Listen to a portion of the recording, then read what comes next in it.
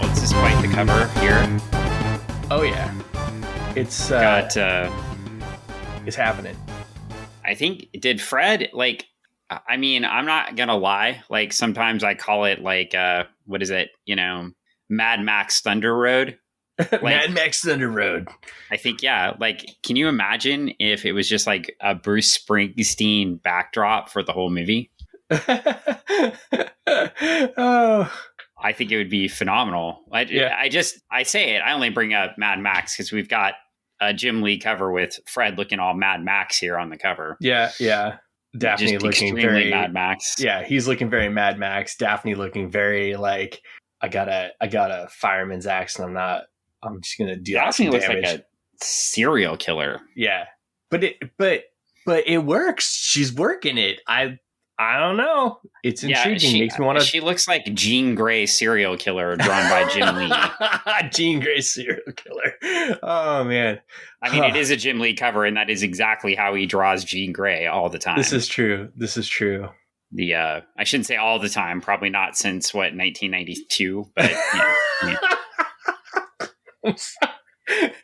All of the time. Well, like okay. Let's wind it back. All the times he was drawing. I mean, he was on there for a few years, and then he went to draw Wildcats.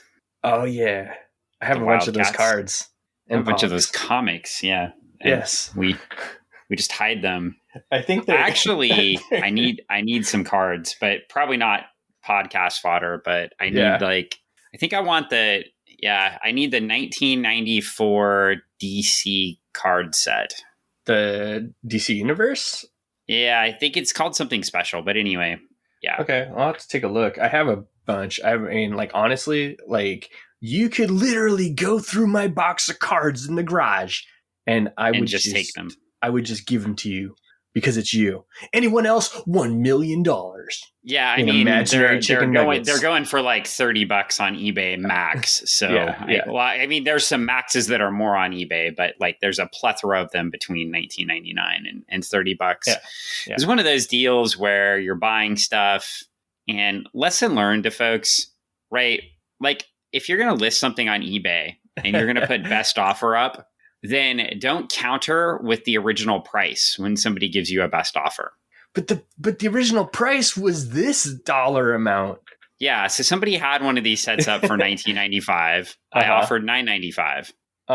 And they said they countered with $19.95, and I'm like, and that's when you come back with $11.95. That's when I don't come back with anything because I wanted to pay $9.95. And I would have said $11.95. Checkmate. Now, if they'd come back with like $14.95, I might have and it. But they can sit and not sell their stuff then. That's true. Fine. Yeah. It's just, and there's a lot of new, and this is just the new sellers out there. There's a lot of people that I know what I got. I know what it's worth. And I've done my research. I know what this thing goes for. And it's like, you're looking at what people are listing it for, not what it's sold for. So, yep. And they can keep listing it for whatever they want. I'm not going to pay for, I think it's the card set. I think it's like 90 cards. Yeah. That's it. And they're not, it's not a super popular set. And what's crazy is like, I mean, literally like a year and a half ago, we were giving this stuff away at the shop. Like, I mean, just in the sense of like, oh, hey, you like this? I'll tell you what, get a couple of these things and you know what? I'll break you a deal on this card set. $5. How's that sound? I mean, literally giving it away. Like the only cost was the sleeving. Like I was giving people like all the cards for free. The sleeves were what was costing money. And now people look like Daphne when you try to go after their cards. Yeah, and they want to kill you for sure with axes or telekinetic axes, maybe. Yeah, or you come out then with another price, and then they hit you with that Velma face, like, ooh, oh, ooh. Yeah, I was thinking more of the constipated Shaggy face from down below. Oh, yeah, well, I mean. He's all squatted down, ready to go. He is. He's like squatted down, holding Scooby. Like, don't go, Scoob. Yeah. Scoob. Well, we are into this, and we are into the Scooby-Doo Apocalypse #3, and where we last left off, they were... headed past the not the Burning Man, but the Fireman, Burning Man, whatever. Yeah. Fireman. Yeah, whatever. They look like they had escaped, if I recall, but Fred was hurt, and we're not really sure how. Mm-hmm. Yeah, he was a little bit mangled, so we got to figure out what's going on. I do like the alt cover. When they're in a graveyard and Scooby's just thinking about bones. Like he's emojis of dog bones. Right? That's hilarious. It looks really good. And that's probably like the thought of most of the eBay sellers overpricing their stuff. No, but like in all honesty, this like alt cover, like I like that stylistic, like the way it looks. It just looks really good. So props to the artist. It just has that 70s kind of comic book feel. Yeah, except it looks like it. I mean, am I wrong here? It looks like it's just colored pencil, right? Possibly. I'm not an artist. Look inked. I'm not an artist. I don't know, but I definitely like it. It looks like the lines were inked, but it looks like the coloring was done in colored pencil. Yeah. So however they washed that, it's really cool. Yeah, it has that. It looks like one of those Mystery House books. Yeah. Yeah. No, I really like it. Yeah, I really like that. I like both covers, honestly. I mean, I'm making fun of the Jim Lee cover, but Jim Lee's put out some neat covers for this so far. Yeah, no, I like them both. Honestly, I would if I found them both, I would buy them both probably. Well, I think the cool thing here is we get to the first page and we've got Giffen and DeMatteis and Howard Porter. And Howard Porter has an inker this time, Dale Eaglesham. So we've only upgraded the quality of the art even more. Nice. Yeah. If Howard Porter wasn't enough, we'll add Dale Eaglesham. Yay. Loving that. We got Nick Napolitano on letters, Hi-Fi on colors again, and we got the covers, Jim Lee and Alex Sinclair on the main cover, and it's John Paul Leon on the variant cover. So it may have just been colored pencil. Just got one artist there. Oh, wow. That's cool. Okay. Well, I'm curious. Maybe I should have done my research before the podcast and found out. Perhaps. The Mystery Machine's looking like it just like ran through a hot dog stand. It has a bunch of mustard and ketchup on it. That's mustard and ketchup, right? I mean, it looks like bug blood. Or is it mutant blood? Oh my gosh, they ran over all the mutants? We don't know that yet. Oh man, it looks like it could be. I don't know. Yeah, they're up overlooking the Burning Man, right? Yeah. But there's some vultures everywhere. Somewhere in the Nevada desert, there's vultures everywhere. This page is such a nice touch to start out. I love the splash. They haven't all been this way. I mean, they've all been really nice, but I like the way the splash starts here with kind of these nice Easter eggs, right? With the vultures kind of circling around. Right. And they're asking Velma how she's doing, and they're all kind of chatting. We already get the chattiness already. And Velma's ready to throw up. So that's where we're at. She's not doing too good. Yeah, Velma seems to have some issues with pretty much everything. Yeah. Well, we're on to the next page, and we're back to our 6-panel grids. The creative 6-panel grids that Porter's been doing so well. And I guess this has got to be a combination. It's a combination of all three storytellers, right? We've got, Giffen doing the layouts, Porter drawing the beautiful layouts, and DeMatteis scripting, and it's, again, beautiful. And we're continuing that trend. Just the pattern is good. Yeah. And I like how he angles the panels for action, even when there's not action. But I think when it angles like this, it always makes me feel anxious to keep going to the next page. Right. And also too, I've noticed, and I'm not sure if you've noticed, but like the top and the first panel and the last panel they don't have boxing around it. Right. Just all the other 4 panels. And usually like 3 panels are one color and 1 panel is not the same. Well, and we start off here and Fred's still hurt and they're headed out. He's not looking good. Nanite plague, yeah. And we get Daphne thanking Velma for helping Fred out, but Fred's not looking good. I do love the nice touch down there in the corner panel, how they've put in a nice X bandage over his bicep, though. Yes. And make sure that'll take care of it. Oh, yeah, of course. Torn bicep, you just put a couple pieces of tape over it, rub some dirt on it, you're good. Well, is it that kind of that kinetic tape that holds it tight so when it moves it kinetic tape? Is that what it's called? kinetic tape. I don't know. Is that what it's called? Isn't it kinesiology tape or kinesiology tape, kinetic tape, whatever. I don't know, man. I'm not a master of all these things. I just know when my hamstrings hurt, I throw it on and I feel better. It is kinesiology tape. I just want to make sure I was right. But there is kinetic tape at Amazon. Apparently, because we sell everything. Is it a real thing? What's kinetic it's kinesiology tape. It's people mistyping it. It says Tape Kinetics Premium Kinesiology Tape. So there is a company called Tape Kinetics that sells premium kinesiology tape. Okay. They knew that people would mess it up, and they named their company Kinetics. That is smart. See, it's kinesiology kinetic tape that goes over Fred's owie that makes him feel better, and they put it on his face to hopefully they'll make it better too. Right. Well, sure. I'm just gonna roll with that. Okay. We get to the other page, of course, with it angling back the other direction. And now Daphne is in one of her moods because she's flipping again on Velma. First, she's apologetic, then she's mad. Then she goes and yells at Scooby, which is not okay because you never yell at dogs. No. People that yell at dogs really make me angry. Yeah, they're kind of it's kind of messed up. It's like, what did the dog do? You can raise your voice to a dog, right? If I need to get my dog to not go in traffic, for example, I'm going to say, Juliet, if I have another dog walking by like I did this morning and she kind of randomly, because this is odd for her. I mean, she does bark when people knock on the door, but she barked at another dog this morning in the dark, which you've met my dog. That's kind of odd for her. Oh, yeah. You've also seen her do that you've seen her do that in a knocking situation, right? Yeah, where she just perked up. Mm-hmm. But usually weird. But I just said, hey, Juliet. I didn't say it like that. I said, Juliet, sit. Yeah. And she sat. You just never need to really yell at dogs, right? They don't. And I yelled at a dog the other day because he jumped up on me. Yeah.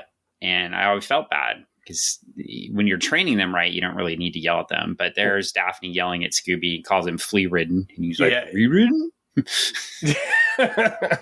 I'm not flea-ridden. You're ridden? I know if I had reeds. Yeah, so he's anyway, then she apologized to Scooby and Velma's all jealous because Scooby's getting a big hug. Yeah. So then they flash back and they're at the complex 5 hours ago. Okay, so we're finally getting the story where they get into the van. So we left off before when they couldn't get into the mystery machine. And they weren't there yet. They'd identified it. And here we go. And there's a big kind of looking like scary. I guess Blockbuster is a ripoff of the Hulk, but it's looking like Blockbuster from DC Comics. Okay.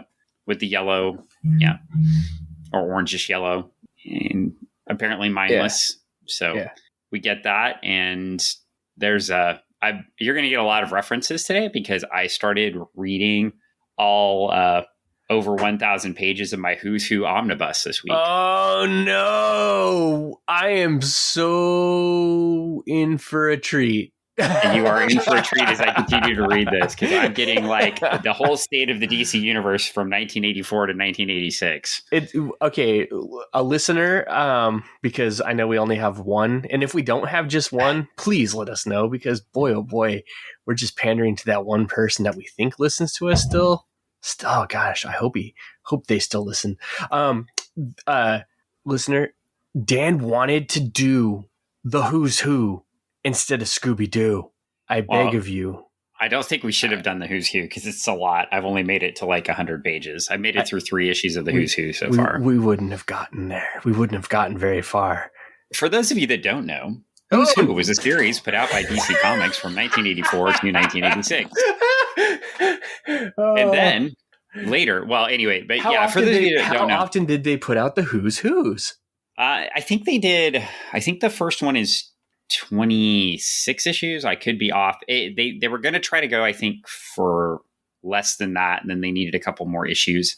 And then they did an update after Crisis. Mm-hmm. Where they put in updated entries for like Blue Beetle, Booster Gold, some other characters, but those would be the two biggies coming out of Crisis, I think. And a Who's Who is essentially like a kind of like a yearbook, right? Or like a Facebook It's of an DC? encyclopedia. It's like an encyclopedia. That's a better way to put it. Nobody knows what that is, though, anymore. So Okay. I think it's So like a Wikipedia, but or it's like on Facebook paper. for DC. It's like a Wikipedia on paper. Oh my goodness. How quaint. They did this in the 1980s? And then they did toward the end of the 80s. When did the loose leaves come out? Was that early 90s? That was 90s, right? The 1900s, yes. Yeah. I remember them so well. But later they did like a loose leaf version where you could rearrange them. You could pull them out and put them in a binder and rearrange them. It's really cool. It was a really cool concept. I believe Marvel started it, actually. DC did this. It was around the same time. They were really trying to catalog things. I would like to point out, though, I just got to the entry on Captain Marvel. Whoa. Not Shazam. Whoa. It's in the C's under Captain Marvel. We have this conversation quite often between you and I. I just like to point that out. Yes, but I'm correct because it's in the C's under Captain Marvel. I can send you a picture. Maybe I'll attach a picture to this podcast. You already sent it to me. Look, it's right here in the C's. And I already sent that. Okay. You've already sent it once or twice. But on various forms of social media. Who's Who at this point, though, is such a great historical piece. That I wanted to grab them and read them. So, and there's a second omnibus coming out in the spring. So I wanted to start reading this one before I get that, because the second omnibus is going to contain not only the Who's Who loose leaves, but all the 7-issue Who's Who in the Legion of Superheroes. Oh, man. Which, just side note, the Legion of Superheroes are so vast, like that story, that they needed 7 issues of a comic just to catalog the characters. 7 issues. 7 30-page issues with characters on a page. Insane. Sometimes multiple characters on a page. Yeah. So it's fun. They did one for Star Trek too. I don't know if that one's going to be included or not, though. I did not see it on the list. Wow. But it's pretty cool if you're a big history nerd. So anyway, sometimes I like to dig into people writing about comics, but in this case, this was fun. They hired, get this too, I know we're distracted from Scooby. That's okay. For a second, but they hired somebody, I forget the person's name, to read all of the DC Comics catalog from like the beginning of time. Yeah. That was their job for 2 years. No way. I want that job. Can we do another Who's Who? I am available. I can read all of the DC Comics from the beginning of time. I'm fine with that.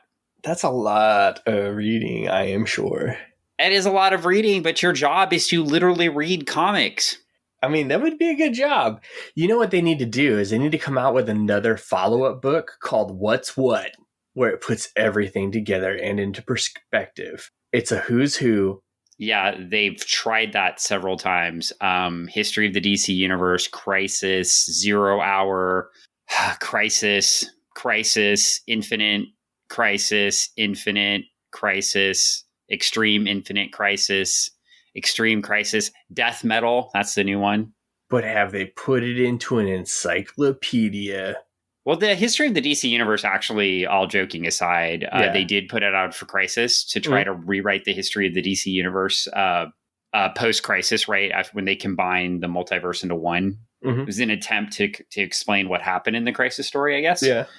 Because I mean, Crisis is remembered well, but if you read it now, or if you read it then, Yeah. It was cool. It was kind of like a pro wrestling show where the whole show was just them bringing out new people to get you excited, but then no storylines actually happened.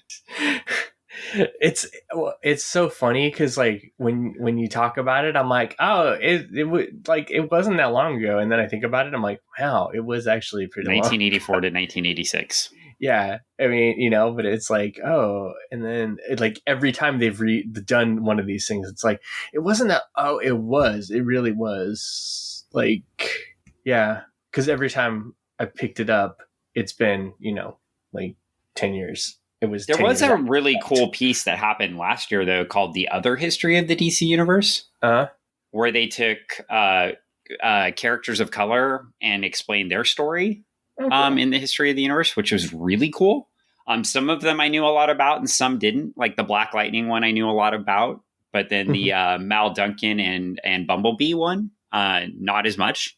Even though I felt like I guess I read New Teen Titans, right? So I didn't get a lot of Mal Duncan, right? Mal Duncan was in the original Teen Titans toward the end, and Bumblebee. So even though you see them in media now and on the show and on Young Justice, of course, they've showed up several times. Yeah. But I didn't. So there were some things I didn't know. They did one on Katana. They were really cool. So again, some of these pieces are a lot of fun. But yeah, anyway, maybe I should get back to Scooby-Doo. I got us super distracted by talking about Blockbuster and see where that went on Funny Book Forensics when I start forensicsizing it. Dan rambles. We're off. Well, yeah. So we're back in the book. So Blockbuster's attacking. We get exactly. Zoinks, Jeepers, Ruh-roh, Jinkies, and we better shut up. That's what Fred says. So maybe he's talking to me. I think he says split up, but I mean, shut up is he does say split up. It does kind of look like shut up, though. Yeah. That's okay. Just kill them all. Split up? What is that going to do? Yeah, because I do like, it is split up because that would ruin the whole joke, right, of it being the show. So, because they always would split up on the show. Yeah. So now they start heading out, and of course we know what happens if you split up on a D&D campaign.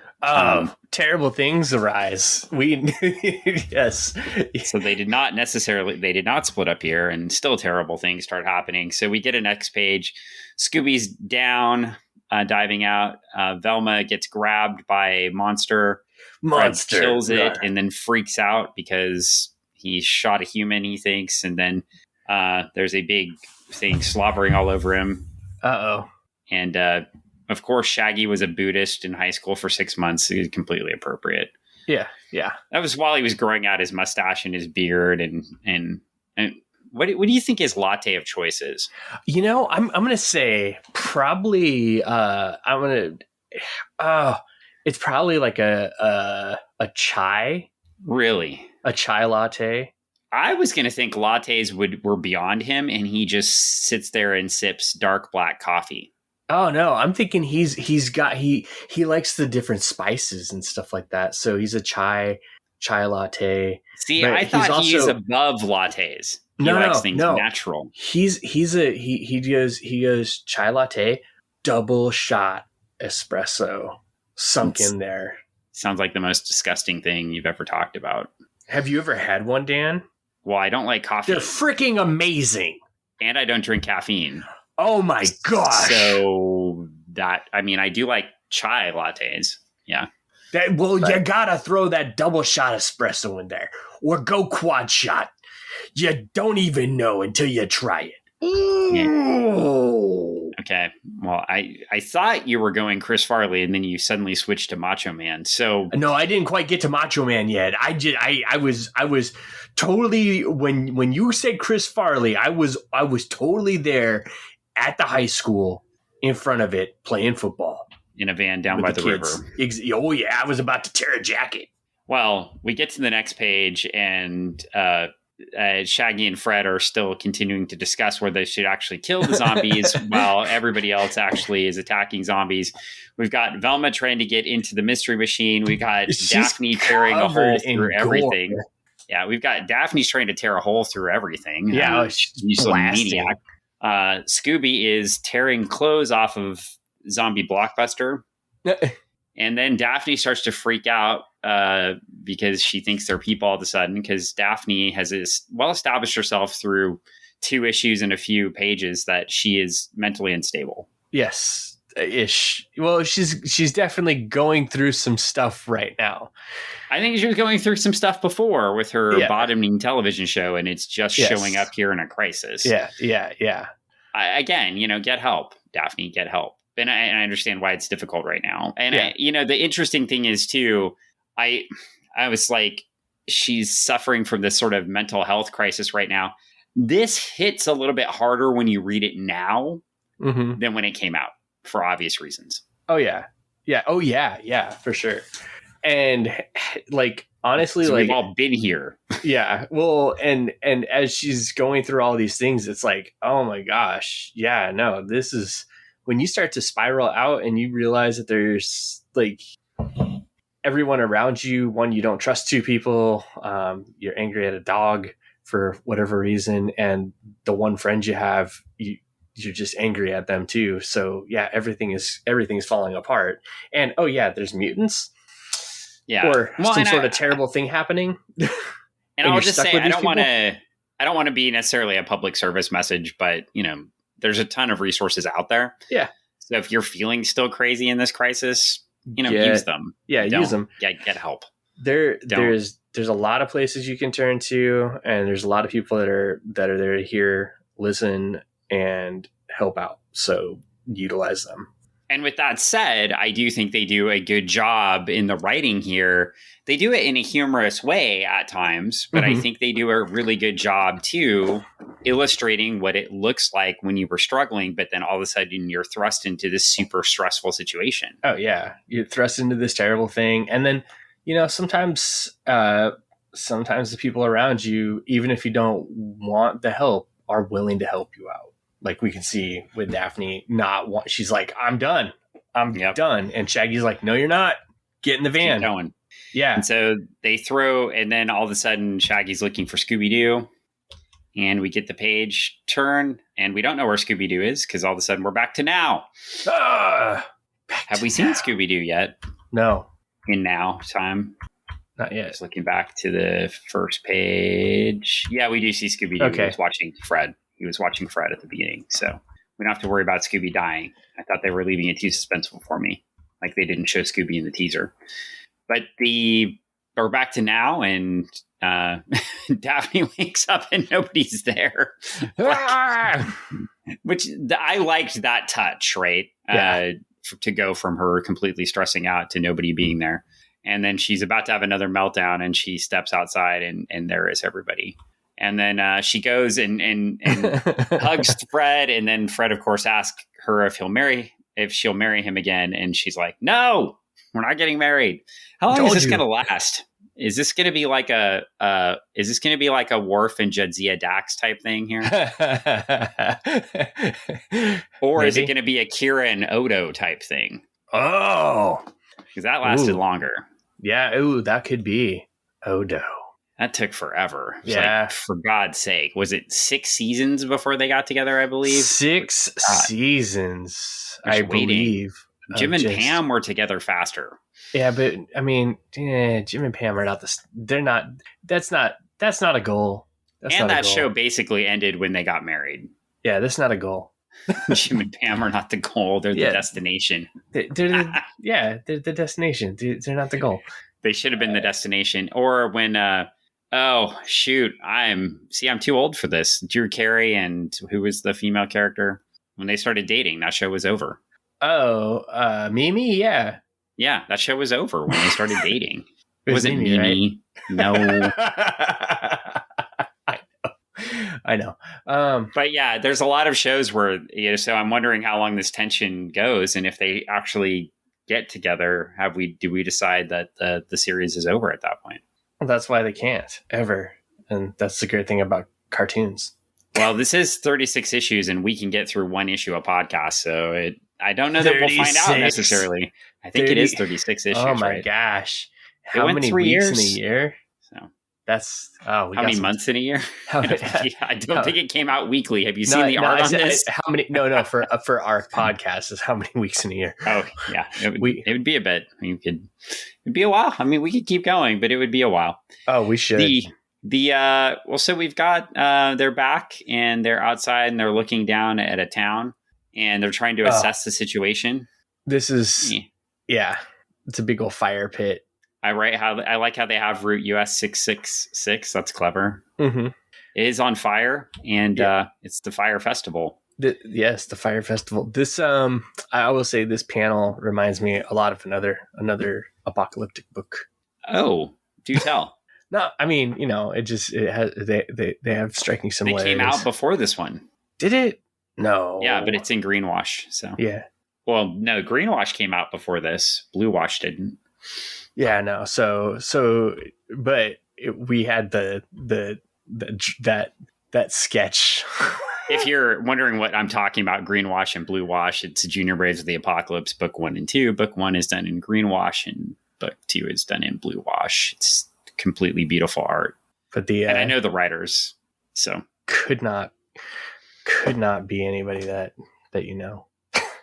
So anyway, we are back in, and we're getting one of those nice panels where we get the conversation, but it's still moving the story. We get the angular panels that make you feel into the story, and you get this realization finally on the second page here is where Velma's back to, oh my gosh, what have I done? Yeah. And so it's interesting how she vacillates between sort of defending herself against Daphne, but then having these quiet realization moments about the fact that she was clearly a part of this. She is the reason. She's one of 6 people who caused this.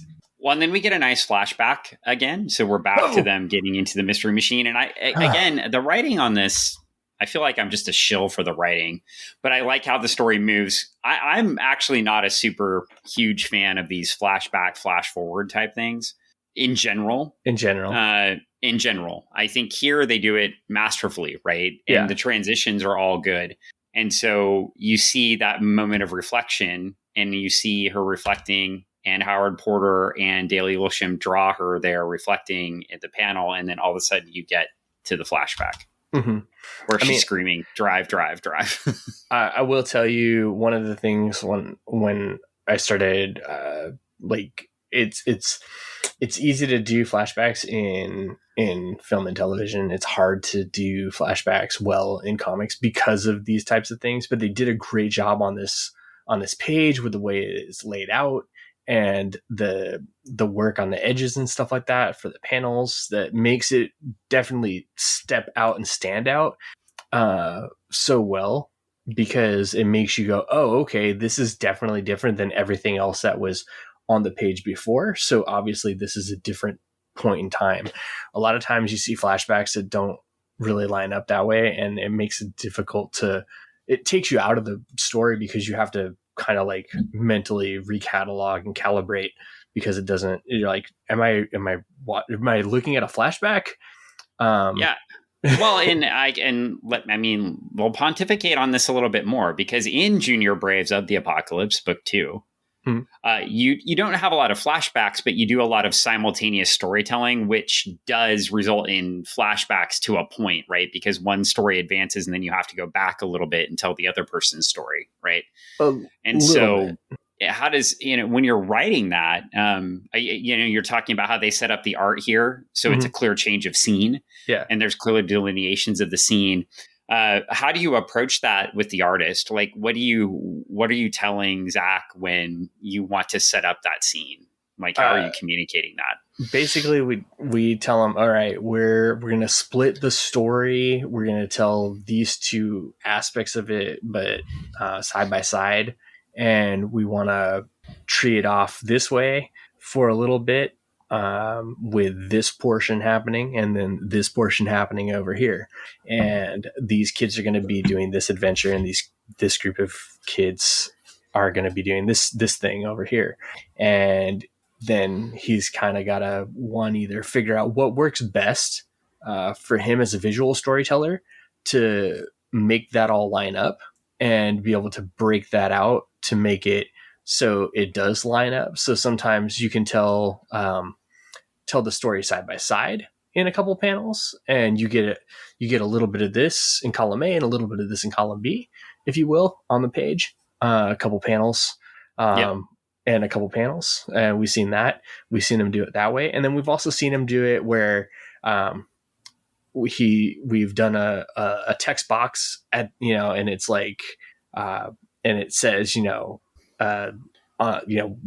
time, right? And then has everything play out, and then we text box with the time, and everything is playing out with a different group of people. So we kind of lay it out that way, so you can see it in those 2 different things.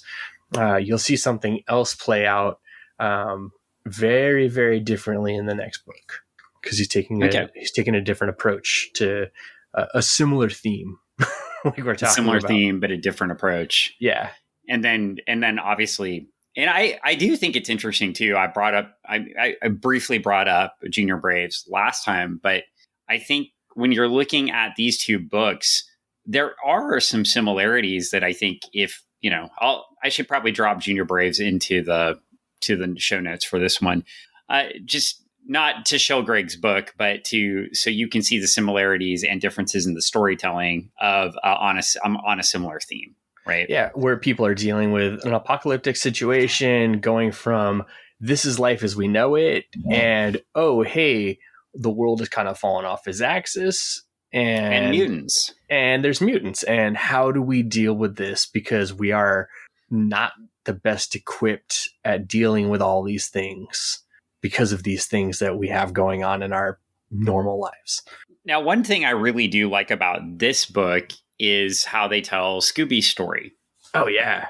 And we're into this too. We're into the flashback. And in the cartoon, Scooby-Doo is always portrayed as this cowardly dog that's always running away from everything. Uh-huh. And I have a very cowardly dog. She's literally scared of everything. I mean, she is the small version of Scooby-Doo, right? She's a 28-pound Shepherd Lab mix, and she is literally scared of everything, except if somebody comes near her owner. Oh. And so if somebody touches my roommate in any way, she will try to get in between them. Yeah. She's not as aggressive as Scooby is here biting, but I think if she perceived a threat, and it's hilarious because I've seen him do jujitsu training in the garage during COVID, right? When he couldn't go to gyms. Yeah. And if I let her out to the garage, she would try to get between my roommate and who he was training with. Oh, he's getting attacked.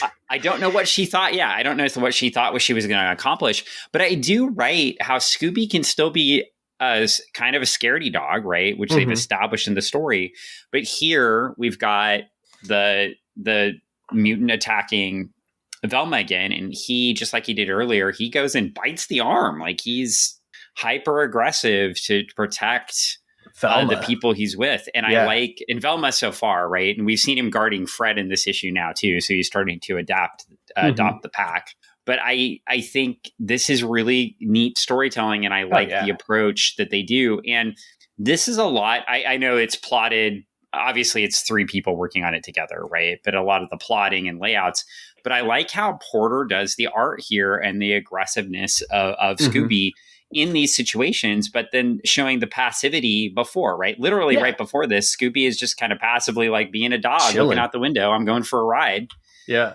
And then, attacking the mutant, and you get to the next page and Scooby's still holding onto that arm until Velma can get away. They have to basically knock Scooby out of the way. Yeah. And it's neat. And so then Fred steps up with the gun. The gun's not working. That's not good. Yeah, it's not good. I thought it jammed at first, but no, apparently it was out of ammo. He's out of ammo. Oh, no. Yeah, which is appropriate because I thought, with Fred's intelligence level so far in the story, he would not realize his gun was out of ammo. That seems appropriate. He would have fired everything and have run out. Yeah. Eat your organs, suck your bones. Yep, here we go. And it's interesting too. Some of the mutants are talking and some of them aren't. Feast on your flesh. Rawr. He's focused. Yeah. So Velma hits the mutant with the first aid kit. And it looks so cool. That artifact is so awesome. It's like got that blur on it. Honestly, I was like, oh my gosh, it's moving. I really enjoy the action in this book. Or you thought it was one of those lenticular covers from the 90s? Oh my gosh. Yes, totally. I was excited. I thought they put a little lenticular. Well, I mean, Jim Lee's in this, so of course. That's fair. But then there'd be 18 covers. 18 covers, and half of them would be lenticular. Two of them foil pressed. Oh, geez. But this one's foil. This one's foil. Foil special. So, and would come with the trading card. Daphne freaks out again. They killed Fred. I'm like, no, they haven't killed Fred yet. They just hurt Fred. And Velma's like, he's not dead. and she's still calling Daphne Miss Blake and moving through. Yeah. So now Shaggy's job to get them out of there, and we have a classic zombie chase scene where the zombies, in this case the mutants, are all over the car. Oh my and gosh. They've got to drive out. These are some of my favorite movie scenes. So there's a lot of dialogue here, but basically it's Shaggy driving the thing through a big heavy door and them smashing out. And it looks like when they spin out past the door, it looks like, I don't know what that is on the front, but it looks like his energy drink is falling off the dash. Yeah. So, which I thought is even funnier. So yeah, they ran over a lot of things. Well, yeah, they ran over a lot of things, and somehow Fred still manages to stay on the bed, unstrapped down in the back. So that's good. Yeah. Good news. He's a little jacked up. Right. Yeah, and Scooby's taking care of Shaggy. And they're chatting. I love that. I love this. I love the breaks and pauses in the book too, like this. He's like, Raggy, hey, I'm hanging in there. How about you, buddy? Ringing in. They're nice touches, though. Yeah, totally. Of the interaction. And I love, like, it's like we know from the cartoon that Scooby and Shaggy talked, but with this like modulator and the eye thing and everything, it's totally like, it actually is kind of like a weirdly, oddly, like scientifically weird, believable type thing, right? And it makes me kind of wish that I could listen to my dogs talk and have conversations with them. But then also, I don't want to hear them tell me that they want more of whatever. I want the thing you're eating, because that's what they would say. I want the thing you're eating. I do like, though, again, the art, thinking about, I'm really, I guess this podcast, I'm just going to be super focused on the way they're drawing Scooby. Yeah. But I like how Scooby pokes his head around here like a dog would do. To check on somebody. That kind of hesitant, like something bad just happened. I'm just going to poke my head around to see what happened. Right. Yeah. And then I'm going to also point out this, like, there's so much chaos going on, and they do such a great job with these panels. Every one of these panels is off in a way, like it's tilted, it's turned. They're all not the same. You've got a circle panel. You've got squares. You've got, and everything is just in dismay because it's a lot of chaos going on. Until you get to the round classic 1970s picture frame picture of Scooby and Shaggy being best friends. Yeah, true. Which, again, to your point, they do a really good job highlighting key pieces here. Yeah. And I'm guessing, I could be wrong, but I'm guessing when we get that circular focus on these two, I bet we're ending this scene. Whoa! I think you're correct. Okay. And they didn't. There's one more page, but it was the end of that scene. Now they're looking down at the Blazing Man Festival. So Blazing Man. That's It's not. I was wrong, but it did lead to a scene transition. So, yeah. That whatever that thing looks like, it looks like an alternate He-Man, like bad guy, like like. This thing looks like it could be from Masters of the Universe. Just a lot of like teeth. Toy line. Yeah, it's just a lot of teeth. Actually, a lot of these teeth creatures. So Keith Giffen did a character called Vicros in the Legion that never really took off. He was a vampire, and this is basically what he looked like when he would eat people. Oh, so you think Vicros has made his way back? I don't think Vicros has made his way back, but I think that maybe Howard Porter is tributing that character. Yeah. Or Keith sketched it out, right? In his rough plotting sketches. Yeah. And then Porter's like bringing it to life. But yeah, it was a vampire, but basically he would his whole face would just become a mouth, right? It's like it's like a really muscular leech. Yeah. I want a muscular leech. Give me a leech face with a He-Man body. Done. So now we're back. Now we're to now. Now we're to now. Now we're to now after they give you the gravity of the situation. And Lebus. Food launch. Are they cold drinks, ice, and snacks? All right.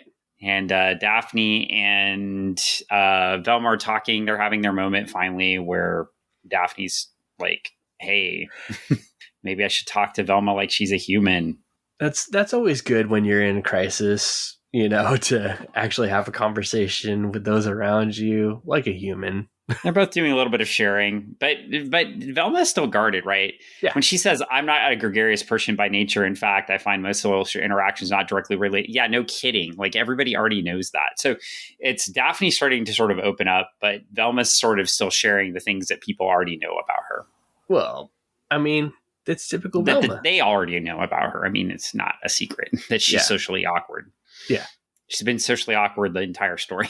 This is true. She has been, except for when she was in Paris and she was like, be free. She was having a good time. That was like totally what anybody would do in Paris. Right. No? Be free. Toss viruses, toss nanites into the world. Well, she didn't know she was causing trouble, man. Yes, she did. I don't know. We'll find out. Well, okay. Yeah, we can argue about that. We'll keep speculating or we can tell the story. So the guys are all inside the shop, and Shaggy finds some Mrs. Hochberg's Saturn pies. Woo! Boxes of them. It's apparently what nobody wanted to raid. So there you go. Well, I mean, Saturn pies. Fred's doing his calorie count there. He's like, oh geez, or his carb count. He's like, oh no. And Scooby's just looking at all the food they've got, and he's like, yum. Yum. I love food. I like food. I like all of these things. All the food. Then they flash back to the dialogue between Velma and Daphne, and we get a little bit more disclosure. And Daphne goes back into this plague of yours. It's causing thousands of lives. And then Velma's like, it's not my plague. So she's still defending that, and she's still denying it. And then they get into the nanites, and of course Daphne asks if it can be reversed, and Velma kind of starts slinking off. Then we get a flashback to the store, and Fred doesn't look like he's so keen on this. He's got nacho crisp and choco cookie snack cakes.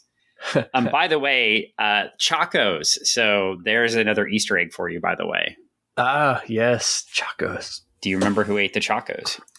Martian Manhunter ate the Chacos? Exactly. In Justice League International slot. Yeah. So yes. Outstanding. I love that. Chacos show up other places too. When the Martian Manhunter appeared in Smallville, they showed some Chacos, I believe, on the ground. I remember that was fantastic. And freaking out because they're like, oh my gosh. It's like I knew E.T. exactly who was going to be there. Yeah. Like, they did the whole entire E.T. thing. Yep. It was kind of humorous.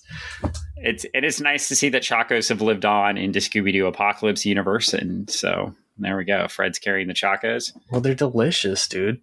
And they've got a whole load. Apparently, Fred's going to check out. He's walking toward the check stand. He's going to leave a little something for somebody. I feel bad, we turn the page. Oh, I think I spoke too soon about Vicros. Uh-oh. I don't think this is Vicros, but this is looking pretty vampire-y. Whoa. Uh-oh. Well, it's changed all right, but not the way we expected. Uh-oh. And we get next issue, Fur and Fangs. Rawr. And that's the end. We get an advertisement for All-Star Batman #1, written by Scott Snyder. One of the nicest people in comics. Yeah. Man, you know what? You might, looking at the art and author lineup, you want to guess. Let me give you one guess of whether I bought this book or not. You did? Do you see who the artist is? Yeah. You did not. That's a big no. Okay. And we get a DC Rebirth checklist, which is fun. Yay! And we're done. We're done. So what'd you final thoughts here? Oh, I like how it toggled back and forth between, I really like how they did the whole entire, this is happening now and this is why it's happening. And then going back and doing the flashback sequence and how they did it. I thought that was really well done. And as a reader, it didn't take me out of the story, didn't take me out of the book, and it kept me engaged. And that's one of the biggest fears as a writer, as a creator, when you do things like that. Will the reader enjoy it? Will they get taken out? And will they stay with the story and not lose what's going on? Definitely not the case here. just kept trucking along, and it didn't even feel like a beat was missing. I thoroughly enjoyed everything from point A to point B. As always, like the everything happens when it's necessary, and it didn't feel like any moments were lost or any moments were overused. So great use of page space, great use of yes, even though it's very text heavy, great use of text because it didn't feel like it, right? Yes. They maximized it to the point where it was like, okay, this is as much as the reader will read. I really like how the book moves along, right? But it's not a 5-minute book read, right? Like it's not one of those action books where there's so little text, you're done in 5 minutes. I mean, you're when I sit down and read these, if I read these too close to the start of podcast time, I get worried that I won't be able to finish it. It's a good half an hour read. Yeah. And it moves the story and builds the characters. Like I know a lot about these characters. I also like how they've continued to establish, even going into the last couple pages, the way they set up these scenes, right? When Velma slinks off, I know something bad's going to happen. And then we get back and they've set up their newest, biggest bad, which looks like some sort of vampire, right? Oh. But we get this, is it reversible? And Velma slinks off without saying anything. She starts to walk away from the conversation, which means something bad's going to happen. Something bad. Can't help it. It's happening. Sorry. And then even on that last page, the nice touches of the art, right? We've got Shazam Cola, it looks like, in there. Of some sort. Yeah. And we've got little mice watching the scene. Definitely. There's so many nice touches throughout. Yeah, we're probably missing a billion of these Easter eggs, right? Like, but the Choco cookies I couldn't miss. So you could go back and probably read this over. Sorry, I had a yawn. I apologize. You could go back and read this twice, 3 times, and still be picking up Easter eggs, which makes it fun. So fun art. So, well, on that note, I think we're getting close to our hour here, so we can probably wrap this one up. All right. Well, it was a fun time, man. Good pick again. Well, that was you who picked these, so you are cheering yourself. Pat myself on the back. Oh my goodness, thank you. See what happens, Greg. Greg forgets that he picked it because I picked the comics so often. There we go. I didn't forget. I just wanted to tell myself I did a good job. It's very rare that anybody self-affirmation here on Funny Book Forensics. It's very rare anybody ever tells me I did a good job. Wow, that's I'm just joking. Maybe. Well, we were talking about that therapy earlier, and perhaps it's something you might want to consider. So, if you really need somebody to tell you you're doing a good job all the time. No, I don't need that. I just needed a pat on the back for a moment. So, on that note, Greg has his pat on the back, and it looks like we're probably finishing up. I don't need a pat on the back this week, so probably is going to be a wrap on this episode of Funny Book Forensics. Till next time.